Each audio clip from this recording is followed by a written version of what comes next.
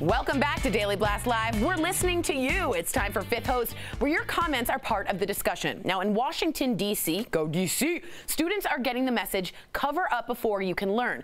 The National Women's Law Center released a comprehensive study showing the negative effects that dress codes have on students, especially African-American girls who are prone to being over-sexualized. Now, in the study, one student described their dress code as, quote, racist, sexist, and unfair.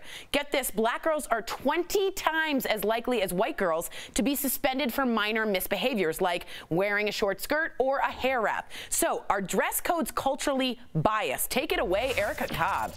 Well, let's get right to your comments. All right, well, Beth Ulrichsen writes, they are sexist and biased and aim to make girls be treated as second-class citizens. My daughter was stopped many times because when she lifted her arms, her midriff showed. She's 6 foot tall, so she stopped raising her hand.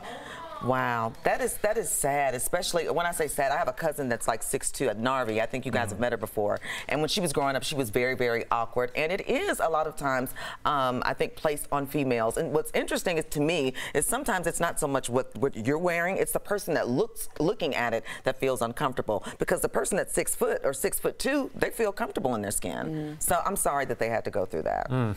Lady Bird 41 on YouTube writes, school uniforms solve lots of social issues. When I was a kid, what we wore or what we could afford to wear dictated the pecking order. I've also been told if you dress for success, you know, you'll act that way. If you come to school with cut-off jeans and sort of sloppy, that's sort of your attitude. So I like the idea of maybe being a little more dressed up, and maybe that helps the process. But picking on people for their wardrobe is just not cool. Right. Not cool. Finally, Christopher A. Brown says dress codes always seem to be for women and girls. And like I said before, we've done a story about a girl that was kicked off her school bus and left in front of an abandoned school because she showed shoulder.